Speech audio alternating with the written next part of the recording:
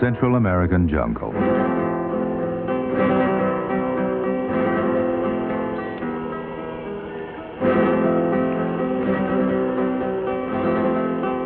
"10,000 years ago, strange creatures feasted on giant seed pods.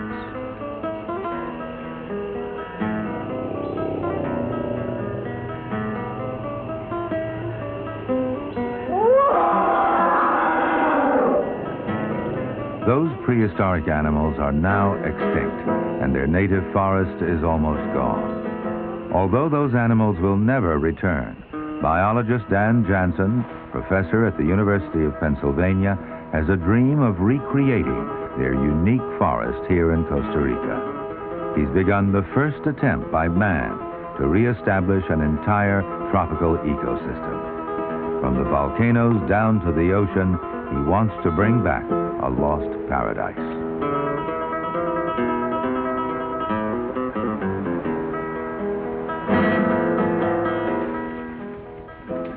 Janzen has been studying the forest of Costa Rica's Santa Rosa National Park for more than 20 years.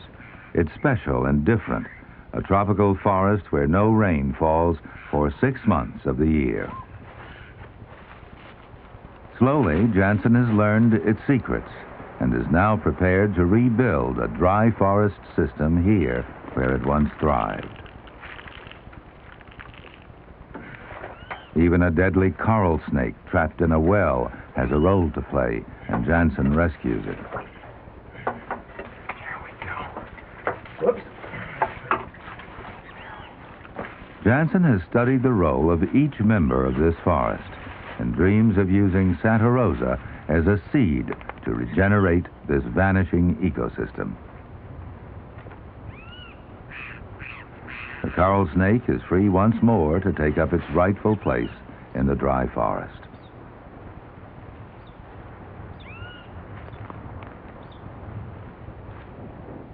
The tropical dry forest has given way to pasture and cropland. Janzen wants to grow his paradise here across this patchwork of ranches and farms.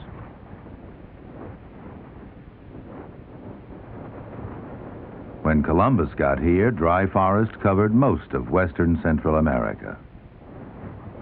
An area the size of France, this green is all that's left, about the size of Paris. Guanacaste province is in the northwest of Costa Rica. Here, Janzen plans to use the small patches of forest to grow a new version of the original. The new park, Guanacaste National Park, will be 6 times bigger than the nucleus that's here already. Santa Rosa is the largest protected area of dry forest, but it too is a mosaic of fields, old pasture, and bits of regenerating forest. The biggest threat to the forest is fire.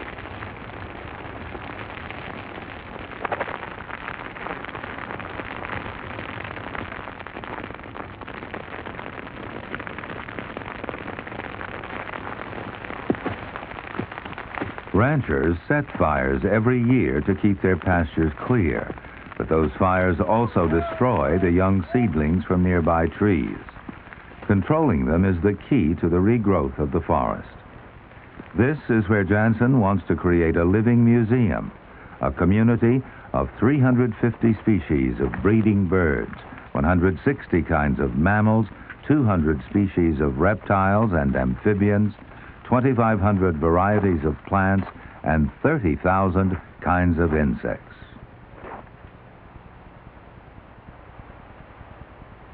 Snakes are common in the forests of Costa Rica, but they're greatly feared by people.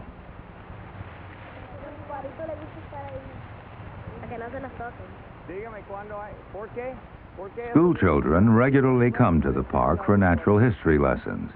This provides them a chance to overcome their fear and get acquainted with a passing boa constrictor.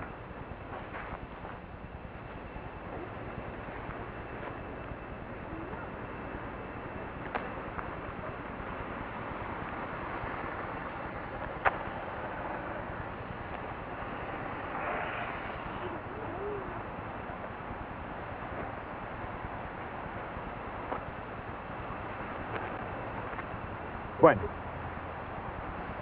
Entonces se anda By showing the children what lives in the forest, Janzen hopes they'll come to value it and work for its conservation. Now they know that it's not poisonous and it's not slimy. It's heavy and strong. Se pesa mucho. Y cuando ya está la cola, vea. Y la otra cosa es ver que tiene nariz igual como ustedes, ¿no? Aquí para. And though it has nostrils, it doesn't use them to smell. The tongue does that, tasting the air and sensing anything unfamiliar. Con la lengua, pero no quisiera, ¿no? Hay que soportarlo por arriba, por favor, porque se pesa. Ajá, eso es. Eso es. Ya, como esto, sí. A ver. When the impromptu lesson is over, the boa heads back for the bushes, helped by its newfound friends, who yesterday might have tried to kill it. Ya puede ponerlo abajo. Okay. Ya va. Entonces, vea cómo está moviendo. Entonces, está doblando atrás para dar soporte y después empujar por frente. Dan points out how the boa pushes itself along, that it's heading straight to a hiding place. It knows its way around the forest.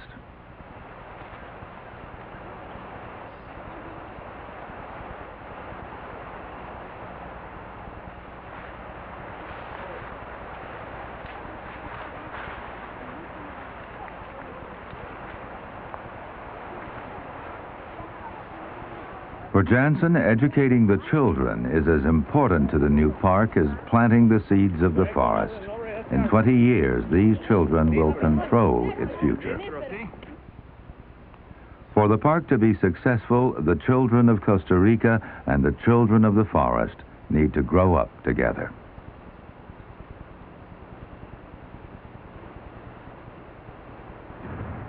In the middle of the pastures are islands of regenerating forest. The Guanacaste province and the park both take their name from the tree at the center of this island, which is also the national tree of Costa Rica.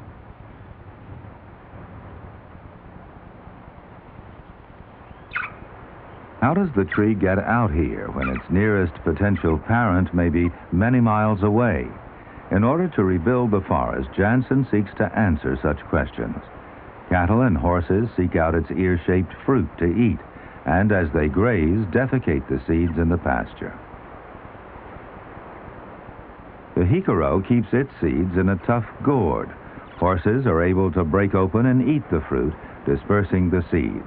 The seeds are also spread by local people who cultivate this tree for its useful gourd. The chicle tree, the famous origin of chewing gum. Unlike most trees that fruit in the dry season, it flowers and fruits in the rain.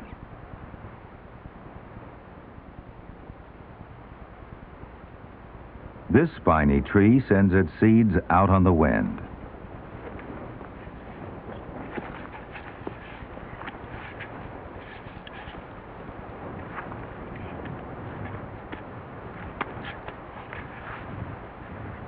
Janzen gathers fruits and collects seeds to replant the forest and accelerate its natural growth rate.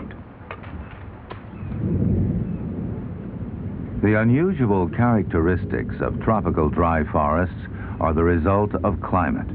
For 6 months of the year, it's like any rainforest, receiving 6 feet or more of rain and displaying a dense canopy of greenery. The other 6 months, it's dry as a desert. The leaves fall to save water, and the canopy is open.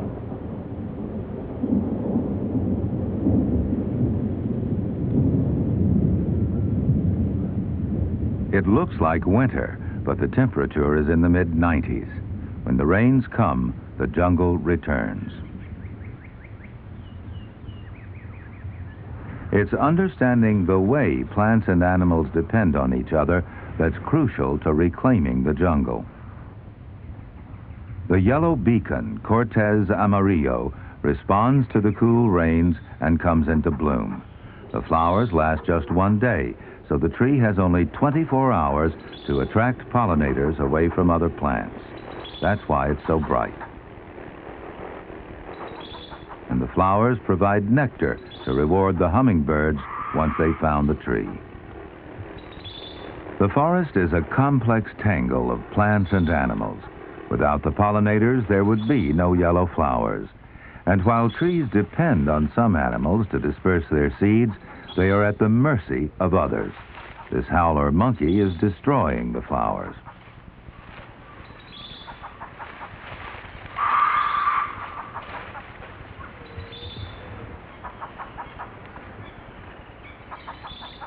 Most plants protect their leaves with poisons, which is why they often taste bitter to us. But a few predators always seem to overcome a plant's defenses. This hawk moth caterpillar has inside its stomach a chemical detoxifying factory that deals with the plant's poisons.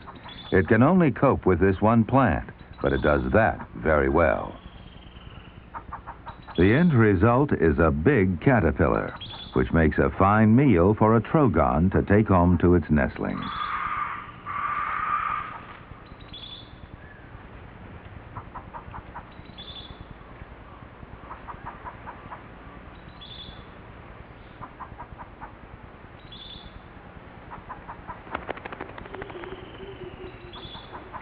There's one tree, however, where the trogon won't find many caterpillars.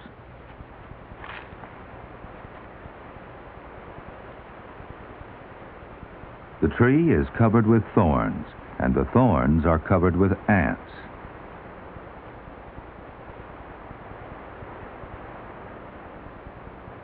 In pioneering work on the coevolution of plants and animals, Janzen unraveled the special relationship between these ants and the acacia tree.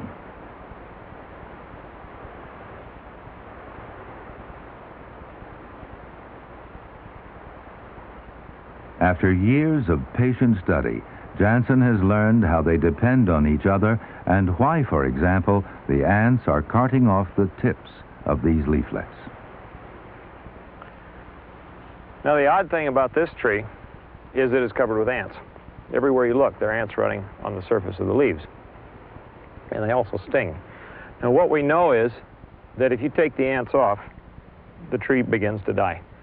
In a few months, almost all the leaves will have been eaten off by various animals. And at the end of a year, the tree is really in very bad condition. Now, that's what the ants are doing for the tree. What's the tree doing for the ants? Well, the first thing it does is it produces these large thorns, which have a hole on the underside that the ants made, and the ants live inside of those thorns. The second thing is, at the base of each one of these leaves, there is a gland which produces sugar. The third thing is that the ants are harvesting the tips of leaves that are full of proteins, vitamins, and oils. They're called Belchin bodies, named after Thomas Belt, the guy who first described this interaction. And that's where the ants get the food for the larvae.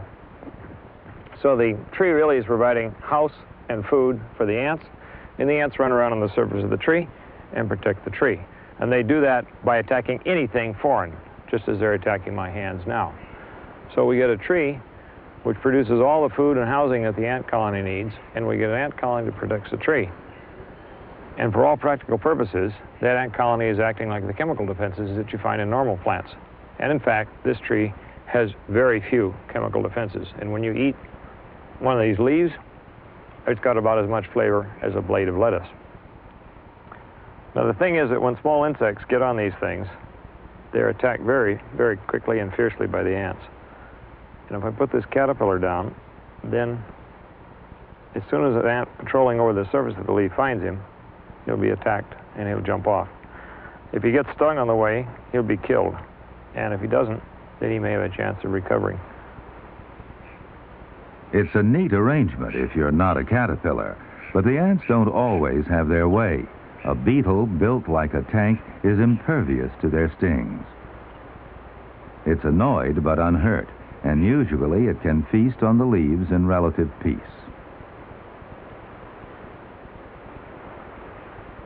A few other species share the ant acacias. Paper wasps build their little nest next door to a much bigger one, built by much smaller wasps. A chemical repellent keeps the ants off the nests. Next to the wasp nest, a banded wren makes a home for its brood. Ants attack the nest at first, but then grow used to it.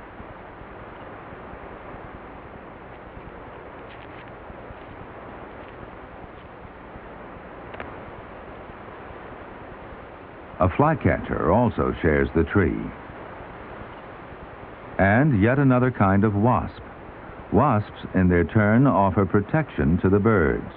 In trees without wasps and ants, birds often lose their nestlings to predators like white-faced capuchins.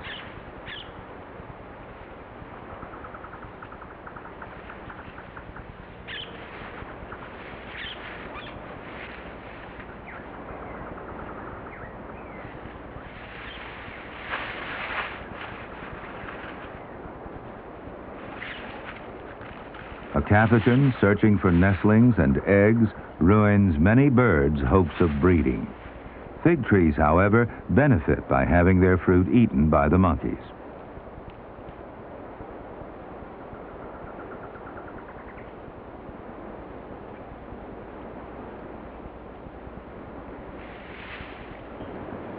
The seeds swallowed with the fruit remain undigested and are dispersed miles away. It's the only way they stand a chance to escape their parents' shadow and grow up.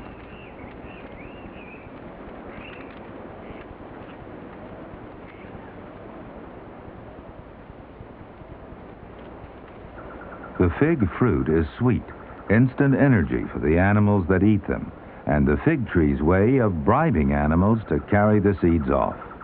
Spider monkeys take all they can.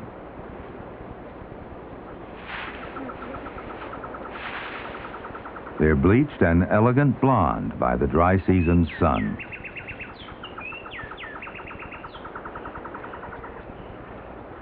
Woodpeckers arrive also to eat the fruit, not insects.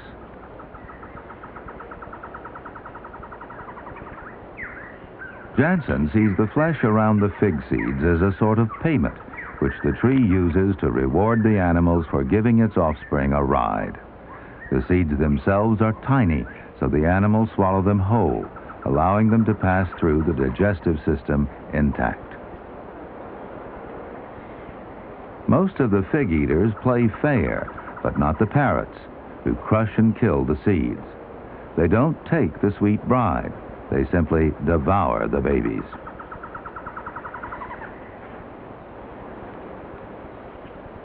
Figs are also a favorite nursery food.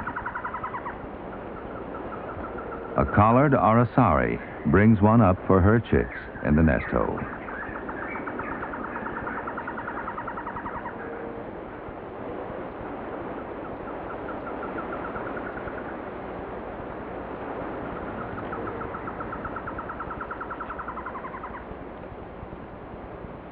This bird is yet another accomplice in the fig tree's plan to spread its seeds far and wide. Swallowing many figs at once is a great deal more efficient than flying back and forth with a single fruit each time.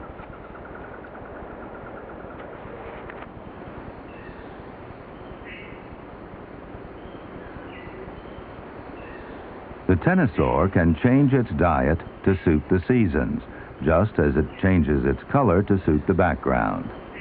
Its eclectic diet includes insects, rodents, frogs, birds, eggs, even other lizards. But during the dry season, flowering and fruiting trees become its most important food source.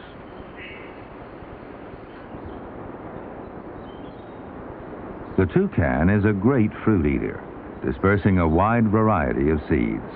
It separates them by size, swallowing small ones and retaining large ones in a pouch in its gullet. The large seeds are later regurgitated and can take root to grow into trees.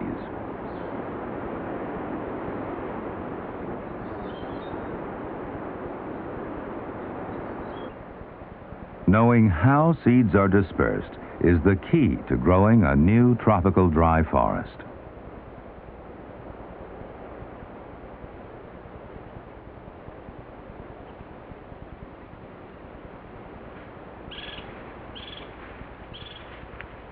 Forest patches spread, and the early arrivals provide shade for later evergreen settlers.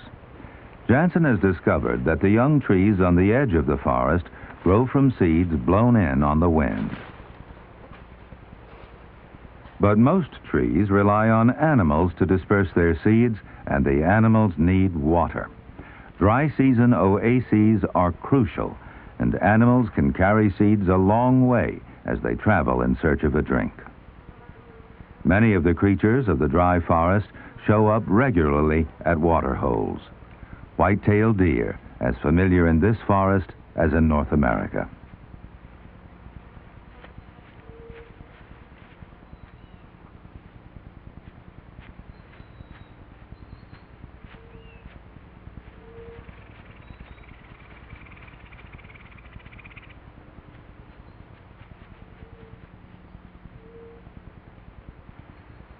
Collared peccaries cool down in a wallow, and it isn't just to keep cool. The mud helps to kill ticks and lice. Nearby aceituno trees, the name means olive, are full of fruit and capuchins. The capuchins are the only monkeys in Guanacaste that must drink water. The others get by on fruits and leaves. These tree dwellers are always nervous on the ground.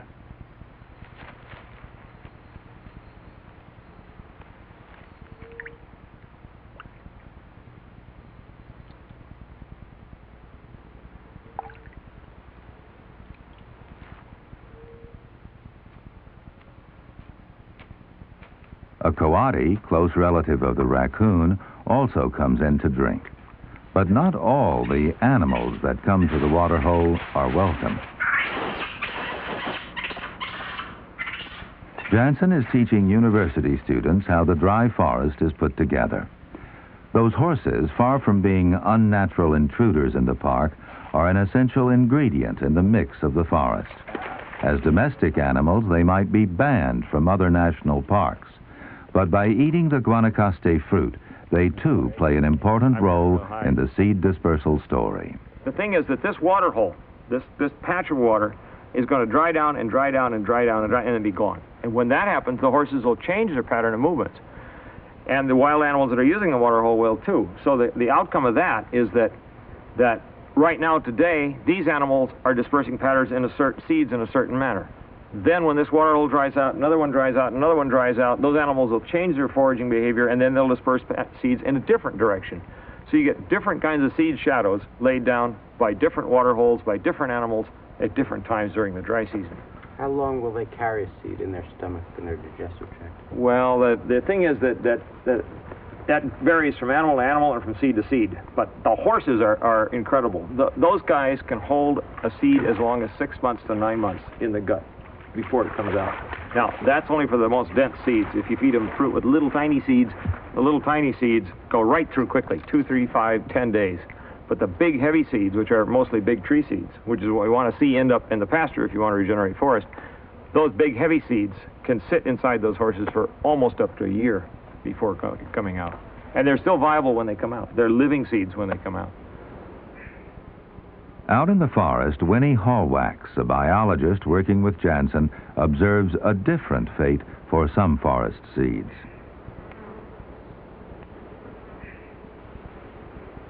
She's been waiting for the agoutis to appear.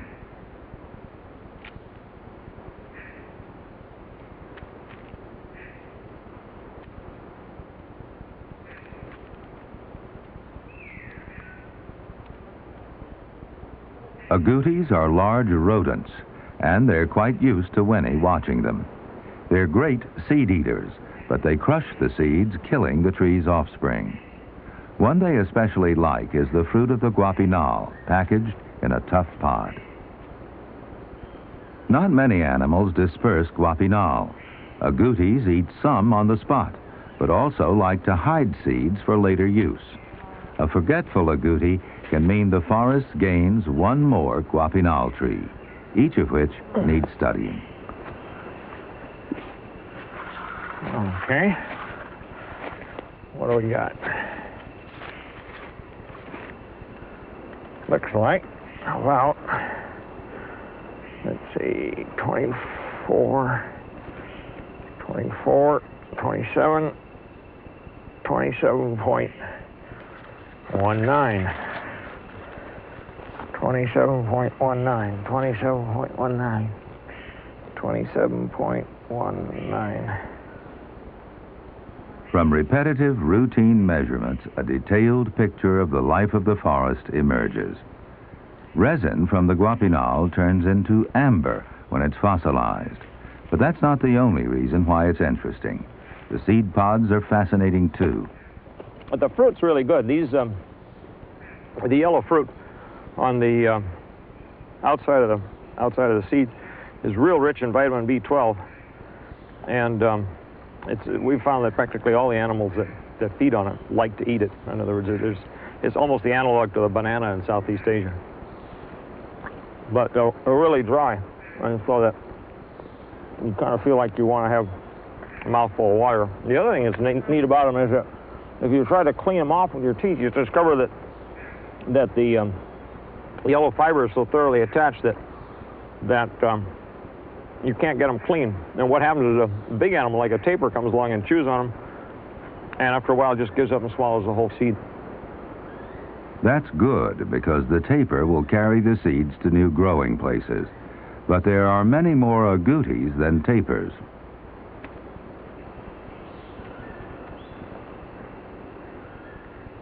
Despite the fact that agoutis crush and destroy the seeds they eat, they are prime dispersal agents for many trees.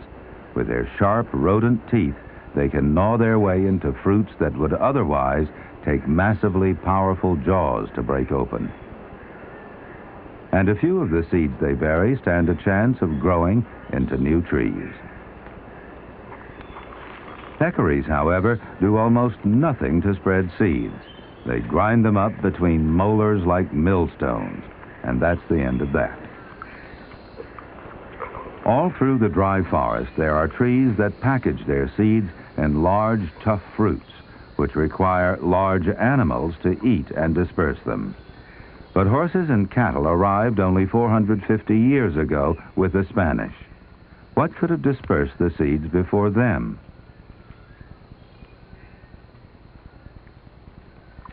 Janzen has a theory on this. Neotropical megafauna. Central America was once full of giant mammals like the gomphothere.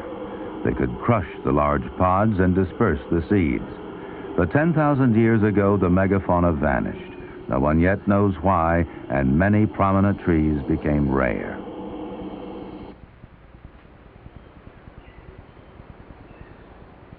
Horses are not a foreign species that shouldn't be here. They were members of that megafauna 10,000 years ago. And when Guanacaste fruits are ripe and fall, horses will walk miles to eat them.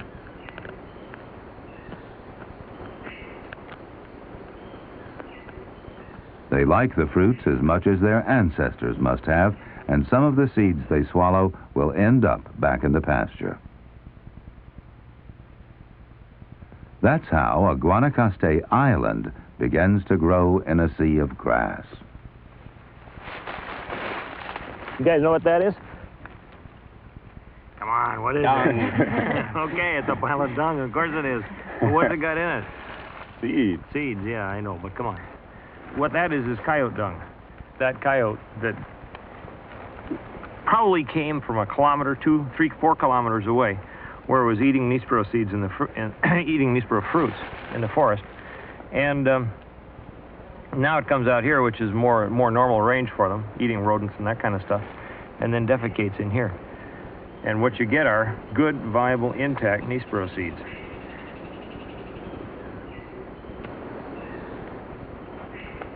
Why do you think this tree is the biggest tree in this island of vegetation? Because it's the first tree here. Oh, it's too quick, Josh. It is not true. Come on, tell me. Give me a better reason. It's got to be a better reason. The oldest. No, in all seriousness, you're right. And the thing is that's something that escaped me for a very long time. It looks like what happens is, in fact, it's more than it looks like. I'm confident what happens is that a single Guanacaste seedling gets established in the grassland because a cow or horse defecates it out here. And then that grows up into this huge object. But in the process of growing up, it produces this ring of forest that you see all around you. Through shade, through the fact that the animals come and sit in the tree, the animals come and sit underneath the tree, defecate in the vicinity. Sometimes they scent mark in the area and put down defecation in the process and their seeds in that. And all that then produces a big chunk of vegetation. How old does this tree have to be before it becomes a focal point for animals stopping? Well, you see, look, it starts out about, in the first year it gets 1 meter tall. The second year it's 2 meters tall. Third year it's about 3 meters tall. But all that time it's just a little stem, which doesn't show up for anything. But once it gets up to being about sort of like this, and at that point in time it really starts to grow fast.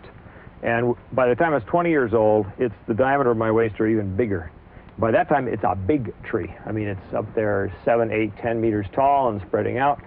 And that then is a place that animals come to. They sit in the shade, they fly into and land in it, and they defecate when they go off. And also, that tree is beginning then to produce enough shade so that the grasses, which are out there now, can't grow underneath it. So it becomes a reservoir of tree seedlings. Then it takes off and grows into a big tree that looks like this. And that tree is about 200 years old, something like that. And I might even be overestimating. This might be as young as 150. The horses are an important part of Janzen's efforts to spread the precious Guanacaste seeds and recreate the forest. But very few seeds survive because other animals have learned to use horses too. Lyomes, the spiny pocket mouse, will seek out fresh dung and burrow through it in search of seeds to eat.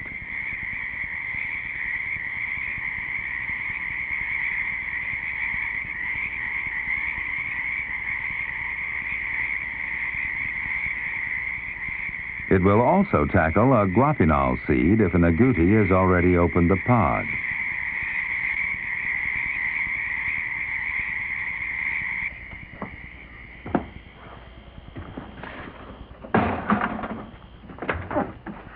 Day and night, the work of decoding the forest goes on.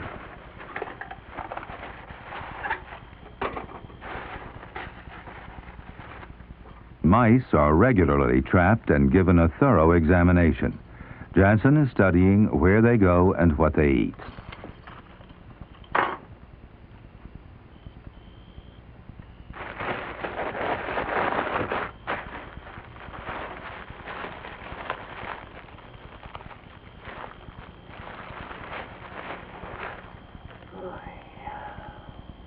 A tattoo on the groin identifies the mouse.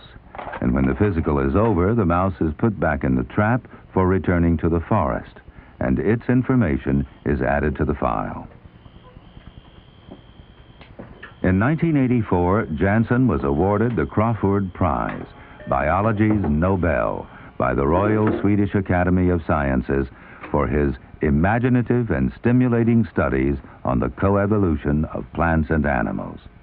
He spent the $100,000 prize on buying land for the park and bringing electricity to Santa Rosa. The computer is mercifully free of bugs, unlike the hut. Every lab needs a little pest control at times. Here it's provided by a house toad. And this lab isn't just a laboratory, it's also a kitchen, a living room, and a storeroom.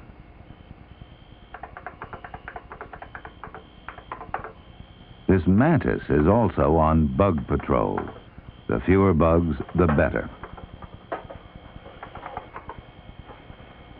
Bags of caterpillars. No one knows yet what kind of moth or butterfly they'll turn into, and there's only one way to find out. Grow them and wait.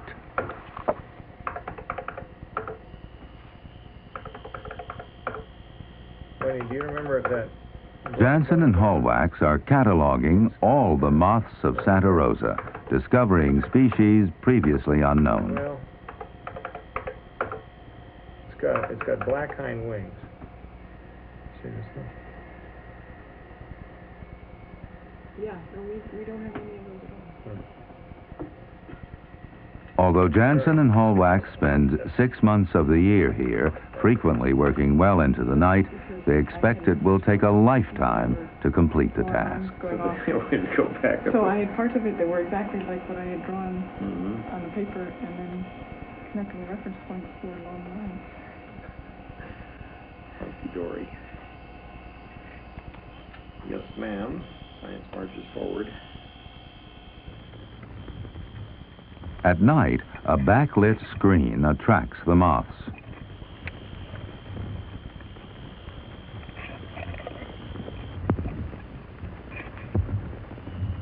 Basically a very boring set of moths.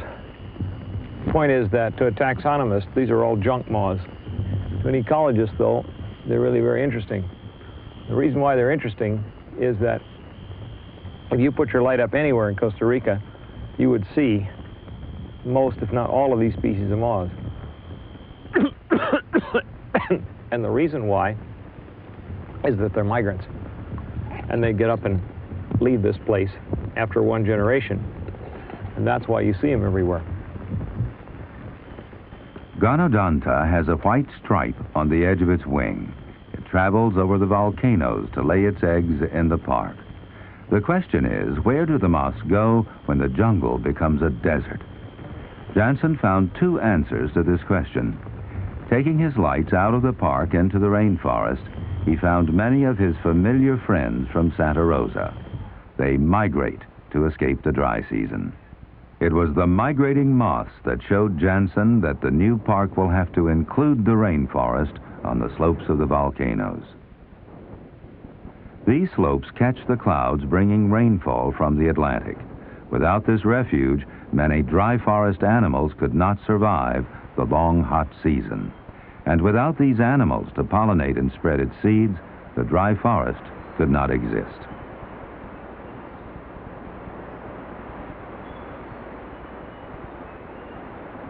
Here in the abundant moisture, bromeliads flourish and flower.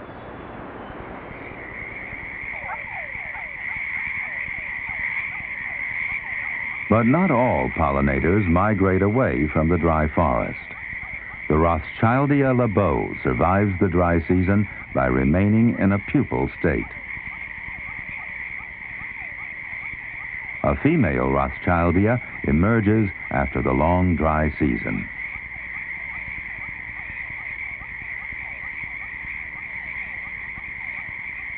She inflates her wings to let them dry. They're colored to imitate late dry season leaves. These spots resemble the holes in a dead leaf. The male picks up the female's scent with his feathery antennae. Once the male finds her, mating continues throughout the day.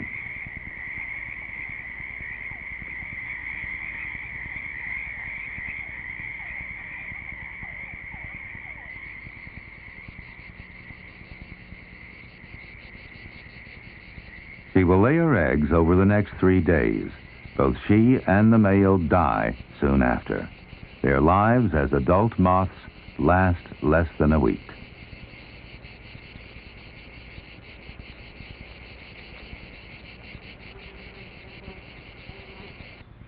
The caterpillars hatch about 17 days later. They eat for 3 weeks before they enter cocoons and begin their metamorphosis.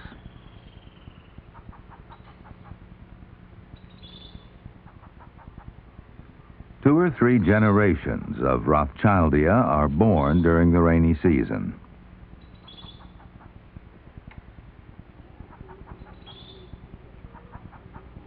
The last to be born remain in cocoons throughout the dry season, awaiting the rains to emerge and continue the cycle. The vegetation on the volcano's slopes is also essential to the dry forest. The trees hold soil and water. They're also home to many rainforest species not found in the dry forest, like this yellow-eared toucanet.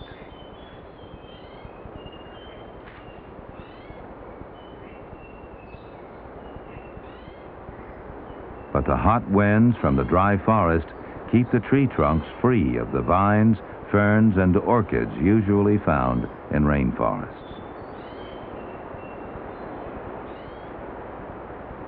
Instead, the strange bare tree trunks sprout strange flowers, which turn into even stranger fruits. Now, this tree will really warm a conservationist's heart because there aren't very many trees on the endangered species list, and this is one of them. The reason why it's on the endangered species list is because all we have are a few herbarium specimens. It was known to have grown somewhere in central Costa Rica. They were collected in the late 1800s. We came into this forest, and the first thing we found were literally thousands of these trees. They're all over this forest. And that tells us two things. Not only that that population is not as endangered as we thought it was, if we can save this forest, but also, of course, that this forest then has a fair chance of being the kind of forest that once grew where metropolitan San Jose now grows and where the coffee plantations now grow. Now, its biology is quite peculiar. It's got these funny flowers growing straight out of the side of the tree trunk, and then it produces a long green fruit that falls on the ground and is eaten by tapirs. It's called Jicaro de Danta. Jicaro refers to big round fruits that grow out of sides of trees, and tapirs are dantas. Now, this is just one example of the many kinds of very peculiar trees we think grow in this forest. But the problem is we don't know anything about it. This forest is very different from any other forest that's ever been studied in Costa Rica, and we simply don't know what sorts of things are growing here. There'll be plenty of time to find out, but only if Guanacaste National Park is successful. The whole landscape could be made the way it was, but this burnt-out pasture will probably be preserved as a reminder of the effects of forest destruction. One day, the new park will flourish here, but only with local support. Once again, Janzen brings his cause to the people. Why won't she touch it? Because she's scared. But there's no need. Feel it. Janzen's efforts are always for the future of the park. Gradually, the battle is being won. The people want to bring back the forest, but they can't afford it on their own. Someone has to take the message to the rest of the world. Wearing his only suit, Janzen prepares to make another appeal for funds.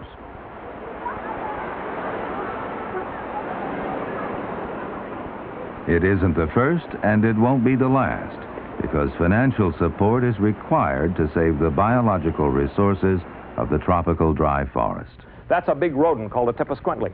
I lived with that guy for 5 years. The places these came from and what they did is today completely gone. Where I did my thesis research is now a pure sugarcane field. It is completely gone. The habitat that animal came from is completely gone. It's all cow pasture. The places that I shot tenemus for the OTS courses are now all sorghum fields. There isn't anything left. That generates in us a feeling that, wait a minute, we got two choices. We can produce another stack of reprints and books that high, good papers and all that sort of stuff for the next 25 years, and turn around and it's all gone.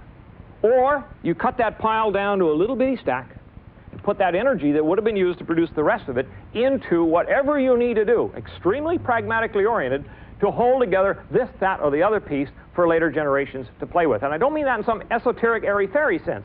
I can tell you who the graduate students are, the next generation of biologists, thinkers, agriculturalists, whatever, who will be using those things. They won't be there to be used if we don't get on them now.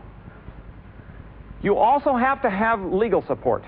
You cannot run any kind of a system. You guys all know that. I don't have to tell you that. That's the best game warden I've ever worked with. My father was the director of the U.S. Fish and Wildlife Service. I've worked with a lot of game wardens. He is the best one I've ever worked with. He's Costa Rican.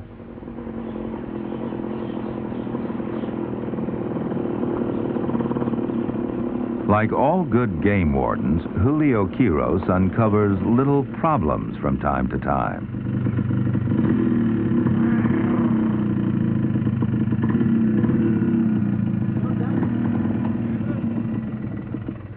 This little problem is a confiscated margay. Capturar un mono cara blanca. ¿Así? ¿Dónde? Frente de la Jenny. ¿De la Jenny? Sí.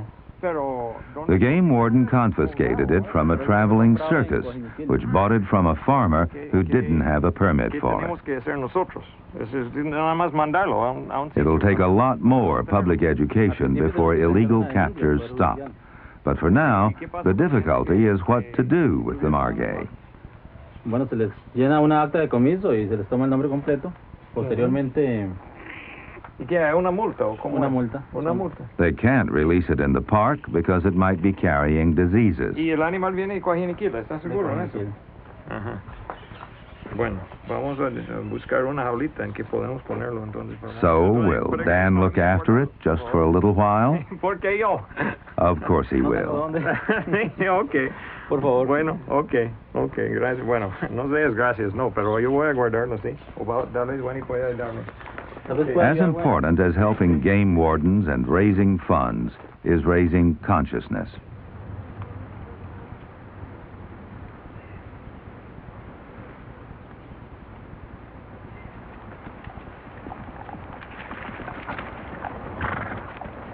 The people of Guanacaste province have a great store of knowledge about the forest. With a little guidance, they can put it to work, and many of them would rather be managers growing a park than struggling farmers or cowboys.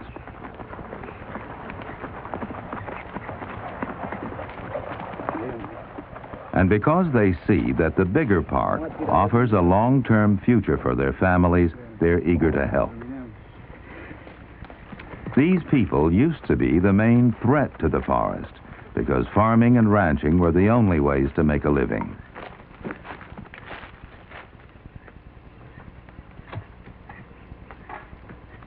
Señores, ¿cómo está? Doctor. An expanded park will provide employment and use their expertise because more than most conservation areas, Guanacaste needs people to plant trees, to herd cattle and horses, to show visitors around. And from time to time, to fight.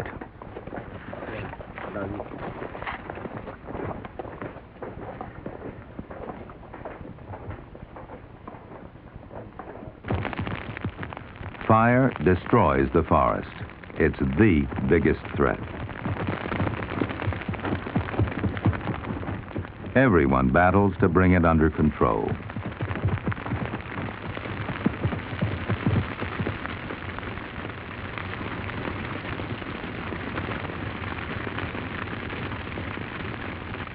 But this fire is special. It's deliberate. And when the men have put it out, they'll have created a fire break that will keep their young park safe. Tradition says you can't stop the fires, but Janzen's aggressive management of fire is already producing forest-building results.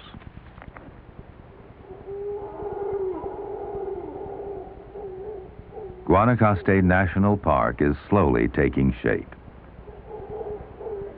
It's being assisted by some astute political work. On Guanacaste Day, a local celebration, Oscar Arias, the president of Costa Rica, came to Santa Rosa to sign some important decrees. He reminded everybody of the importance of natural resources to their future. Half the land they need is now officially part of the park. The other half becomes a protected zone. To conclude the ceremony, Arias received some young Guanacaste trees, tomorrow's forest from tomorrow's citizens.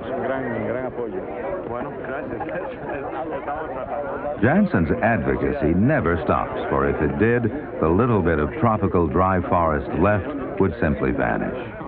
Research can wait. A little politicking now could save the biological integrity of the forest forever. President Arias is aware that to ignore its plight today means there'll be no forest to study tomorrow. Meanwhile, back at the one-time ranch, it's time to wade through the pasture to see how the forest can push back the grass if the fires are kept out.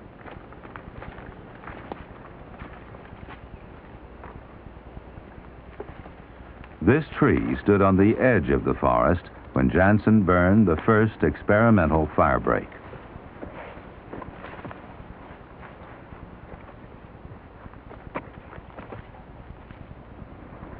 Now it provides a perch from which he can survey the changes.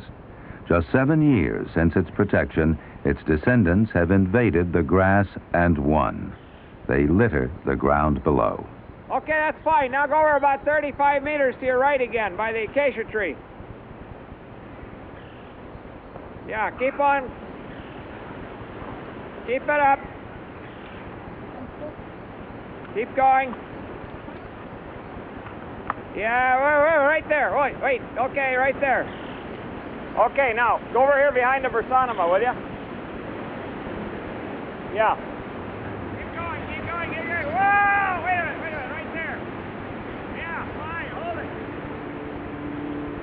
Winnie Hallwax temporarily becomes a human yardstick against which to measure the growth of the trees. Right. And behind the Versanima tree. Keep going. In a few more years, the pasture will become brand new tropical dry forest. That's better. Whoa, right there. Wait a minute now. Yeah, I'm going to fall out of the tree. Guanacaste National Park has germinated. It will become a museum, a library, a school, and a biological bank for Costa Rica and for the world. And Janzen's paradise is all growing from a few small seeds.